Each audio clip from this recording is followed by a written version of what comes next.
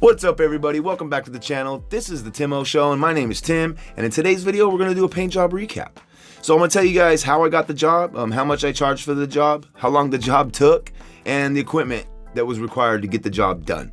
So, and of course, I'll tell you guys about the gas. So we'll start with the gas. This job is like not even a mile from my house, guys. Literally 3 or 4 blocks away from home, which I love it. The way that I did get this job, hey, there's Chris. Put "what's up Chris" in the comment section. So the way that I did get this job is I stole a play from Forever Self-Employed's Facebook, my friend Justin. It's a YouTube channel where he does pressure washing videos. So I stole a play from his book, which was, I have a couple of these videos already up on the channel, these time-lapse paint videos. So what I did is I chopped the video down to about 30 seconds. And what I did is I posted it up on my Facebook stories and my Instagram stories. Now, the amount of leads that I got back from that small post was incredible. And this was one of those leads that I got. I had so many leads that honestly I was unable to follow up on them. Now, I'm not talking about an ad. It wasn't an ad. I did not pay for this. All I did was put it up on my personal Facebook page. Now, my town has like a community pages. There's several. There's 3 or 4 of them. So anytime somebody on those pages asks for a painter, like in search of a painter, my name typically gets referred several times, and I think it's because, you know, they've recently seen that video and it resonates with them. The video resonates, and they see me on there doing the work, and you know, it's real easy. They just tag my name. It brings me into the post. Then I can leave a comment like, you know, hey, yeah, I'm a, you know, Ripon High graduate, which is the high school here in town. Ripon High graduate, you know, I've lived in town for this long. I'd love to come take a look at your project, and 9 times out of 10 it works. So it's amazing. These types of jobs are great, and the reason I only charged $50 an hour to do this job is like it's a time and material. He already had bought the paint for it, and since it was like not really a full like project, it was just kind of a small project, something like this you can typically charge per hour. So I charged him $50 an hour. Stick around to the end of the video. I'll let you guys know exactly how long that took me to complete this job. Obviously, I had a helper. I had Chris there with me that day helping me out. So with this job, the type of equipment, you don't need a lot. So let's say it was just you were rolling solo on this job. Now, obviously I have a helper here, but I could have done it solo. So rolling solo on this job, the only tools that you would need is 1 brush, a bucket, and a ladder. Literally, those are the only tools that you would need to complete this job in a professional manner. Now, there's some extra tools that help out. Like for instance, I like to keep a putty knife or like a 5-in-1 in my back pocket, along with an old paintbrush, like a baby broom, basically.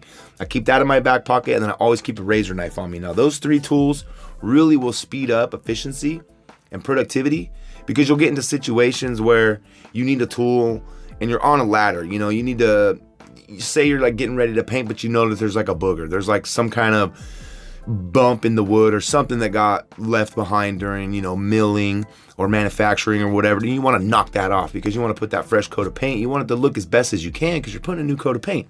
So any kind of imperfections or blemishes, it's nice to knock those off before you paint, and that's where that putty knife comes in handy. Sometimes also, like this project, I would normally pressure wash a house, like rinse it down before I would paint. But like this is a small project, it's not necessary to really wash the entire house. Plus, you know, it wasn't in the estimate and he didn't ask for it. So yeah, so you know, there's cobwebs and things like that, and having that little paintbrush in your back pocket will save you having to get down off the ladder, run to the truck, or go find the suitable tool. So I keep these tools in my door or in my lunchbox. That way, as soon as I get out and on the job, these things come out, they go right in my pocket, and then I'm ready to go. I got my hand tools with me, because you know, a lot of trades carry around tool bags, but being a painter, a tool bag is not always the best idea because you got to get in weird positions. You're up and down ladders all day, and you could take the risk of getting hung up on something. But really, when it comes down to it, even if you just had a putty knife in your back pocket, that's great. Another great thing to kind of keep with you at all times is a wet rag. A wet rag is a little more necessary on the inside job, but a wet rag comes in handy as well. So right here, I think I actually ended up smacking the tiles. Now, these roof tiles are a little bit difficult versus your typical like asphalt shingles. These are like, you know, not designer, what's the word I'm looking for?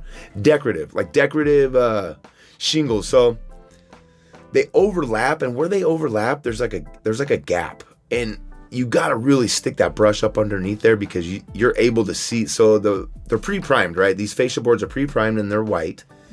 and then I'm painting them black. So wherever the shingles overlap, and I have a really good shot coming up here where you guys will be able to see exactly what I'm trying to explain, is the shingles overlap, it leaves a gap. It pushes one shingle up off of that fascia board, that wood there, that white piece.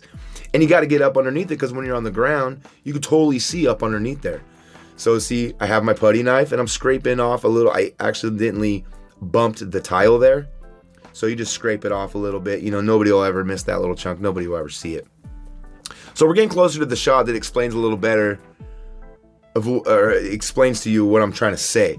So these roof tiles here, they're overlapped, and you can see how they overlap on each other. Where the section where they overlap, it pushes that board up off that wood, and you need to get underneath. So you can see this is where you really got to take your time to make sure you're putting on quick. And speaking of taking your time, it's pretty impossible to take your time, especially when it's warm outside like it was today, even though it's like halfway through November and it was like 85 degrees this day, which is brutal, considering that I'm painting black paint, because black paint just wants to absorb all the heat and dry really fast. So you really got to keep it moving.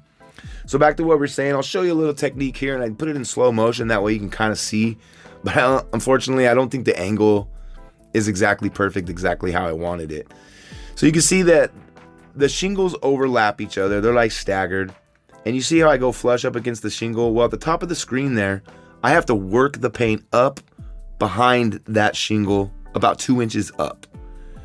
So otherwise you can see it, and that's such a stark contrast, black or white to black, that it'll be very, very, very noticeable from the ground.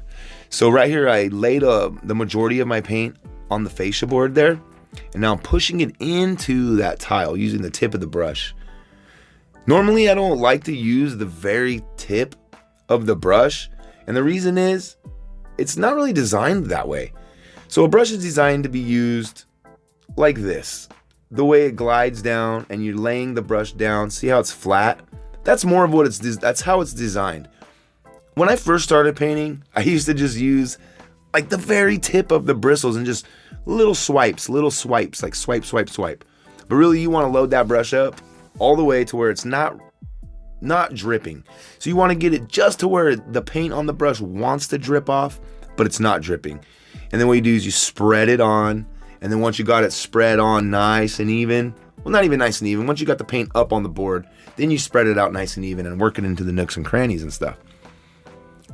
So here I wanted to show you guys, I moved the ladder here, and then see how there's no more gap. Well, that trim board continues up over the rest of the house. So there was a bit of a reach there. I had a couple different options of reaching it. One option is to extend the ladder, put it on the gutters. I didn't want to put it on the gutters because I don't recommend you ever really do that unless you absolutely have to. And there is tools that you could put behind the gutters so you don't bend them, because you could bend it. Once you put the ladder on there and you climb up there, those ladders can bend and potentially could cause a safety hazard as well. So I had three options to get the rest of this trim board done, and I wish I would have showed it, but I wasn't able to show it because it got kind of hot. The camera got hot and I had to let it cool down. So I was able to reach it with the tool. I put my brush into like a little tool, and the tool actually screws onto the extension pole, and you can extend it out so you can like make your brush, you know, you're essentially like a go-go gadget arm. You got like a 20-foot arm with the brush on the end, and it's a pain in the butt to add paint to it, but you know, in a pinch, it's the way to get it done. So I think I'm wrapping it up. I think I started in front and I was working my way towards the back to meet up with Chris. He actually was taking care of all the raw plywood that you saw that was reinstalled by the roofers. All of that raw plywood has to be primed. So Chris went ahead of me and did all the primer, got all that raw wood primed, and then he's gonna come back and paint it the body color, which is the color of the house. I'm mainly focusing on the trim here. There's several feet of trim that needed to be painted, 2 coats. Luckily, the temperature today was pretty warm, so it kind of worked in my favor. Where I was saying earlier, painting black and the temperature, it's brutal because you got to move fast. You can't like paint a little bit and take a break, take a break, you know, paint a little bit, take a break, because the paint tacks up super fast when it's warm, especially black. So what I like to do, see, I missed a little spot there, got busted. But here's a little after picture. Back to what I was saying. So you put a coat on the bottom edge, then you cover the face, and then honestly, by the time you paint your 4 to 5, you know, you can get about a 6-foot section from one ladder placement. By the time you paint the first coat, just dip your brush, put a fatty on there, put another coat on, and then walk away. And it's nice and solid, and it's not see-through. So it's like a 2 coats. So there's a little after picture going on here. Nice blue sky. You can tell it's pretty warm. This is the nicest area here. I had a couple of drops on the ground, but I didn't even need them. I didn't drip 1 drop of paint.